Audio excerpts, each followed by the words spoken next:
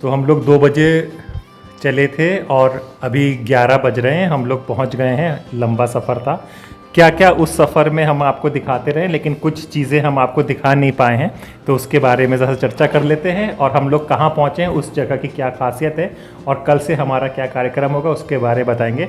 तो जगत जी, हम लोगों ने वो गंगा नदी का जहाँ से हुआ था वहाँ तक बताया था।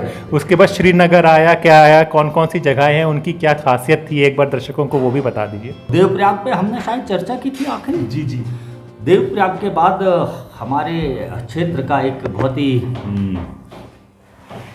पुराना एक टाउन है श्रीनगर, जो कि आज की डेट में समझो हमारे लिए मेडिकल कॉलेज वहाँ पे है, यूनिवर्सिटी वहाँ पे है। तो हमारा एक तरह से एक एपिक सेंटर भी आप उसको। श्रीनगर बहुत पुराना शहर है एक, है ना, जो शहर हमारे जब समझो यहाँ पर राजतंत्र भी था, राजा की राजधानी भी श्रीनगर रहा है, बहुत सारे वंशों की, है ना। तोमर वंश का जो जब राज था, उनकी भी मुख्य राजधानी श्रीनगर में थी।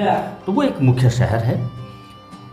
श्रीनगर के बाद जैसे मैंने बताया था कि पंचप्रयाग आते हैं हमारे रास्ते में, तो हम लगभग 4 प्रयाग चल के यहाँ तक पहुँचे हैं। और ये जगह का नाम है चमोली, जहाँ पर हम अभी खाना खाने के लिए रुके हैं। श्रीनगर के बाद आप मुझे पूछेंगे तो रुद्रप्रयाग एक जगह है, जहाँ पर ये अलकनंदा और मंदाकिनी नदी का संगम होता है। जैसे देवप्रयाग में संगम हो रहा था भागीरथी और अलकनंदा का, तो रुद्रप्रयाग में होता है मंदाकिनी आकर के अलकनंदा में मिलती है। उसके बाद जो दूसरा टाउन हमको मिला था, अंधेरा हो चुका था पूरी तरह से, वो था कर्णप्रयाग। कर्णप्रयाग में अलकनंदा नदी में मिलती है पिंडर नदी, है ना।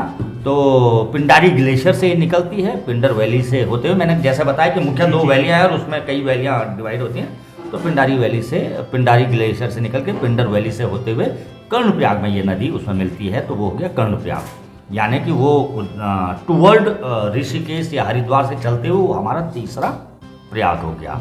उसके बाद जो आखिरी प्रयाग, अभी हमको 10 किलोमीटर 12 किलोमीटर पीछे जहाँ पे हम खाना भी ढूंढ रहे थे, तो उस जगह पर नंद प्रयाग उस जगह को कहते हैं।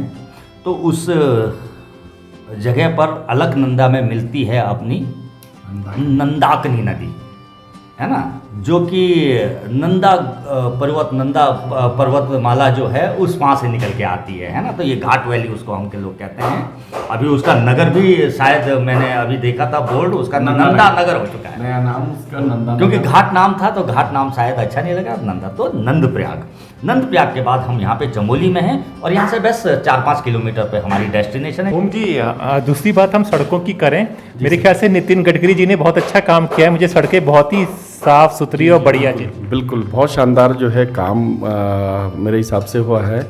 और ऑल वेदर रोड एक प्रोजेक्ट केंद्र सरकार का था और बहुत बढ़िया सड़क रोड कंडीशन पिछले सालों की तुलना में अभी जो देखने में आ रहा है बहुत बेहतर हुई है। हाँ, कुछ जो पहले जगत जी ने आपको ऋषिकेश के बारे में बताया था कि जहाँ ट्रैफिक थोड़ा सा मैनेज करते तो ज़्यादा बेहतर होता, अदरवाइज पूरी सड़क बहुत शानदार, बहुत अच्छी है। आगे तक बद्रीनाथ नीतिमाणा जो चाइना बॉर्डर है वहाँ तक भी बहुत शानदार काम सड़क पे हुआ है। तो रोड कंडीशन, और ट्रेन भी आने वाली है जी। 1-2 मित्र मंडली में हैं जो उस प्रोजेक्ट में काम कर रहे हैं, तो उनके हिसाब से लगभग 60-70% काम इस प्रोजेक्ट का हो चुका है। और 1-1.5 साल में बहुत जल्दी कर्णप्रयाग ऋषिकेश कर्णप्रयाग रेल लाइन जो प्रोजेक्ट है, ट्रेन वाकई में यहाँ के लिए वरदान की तरह साबित होगा। अगर ट्रेन आ जाती है तो यात्रा में तो जो मतलब यहाँ पे टूरिस्ट आ रहे हैं उसमें कितना इजाफा होगा नहीं होगा वो एक अलग मैटर, डेफिनेटली इजाफा होगा। लेकिन ट्रेन वाकई में स्थानीय रोजगार, स्थानीय समस्याओं को समाधान देने में बहुत कारगर साबित होगी, ऐसा मुझे हमेशा से लगता रहा है। और रिवर्स प्लान शुरू हो जाएगा ट्रेन आते ही, मुझे ऐसा पूरा विश्वास है। तो ट्रेन वाकई में बहुत बड़ा एक प्रोजेक्ट उत्तराखंड के लिए एक वरदान की तरह है जो किया गया। और जैसा आप बता रहे थे पुरोहित जी, रोड की हालत वाकई में बहुत सुधरी है और बेहतर होना है इसको। और रोडें तो चाइना बॉर्डर तक हम लोग वाकई में बहुत अच्छी बना चुके हैं।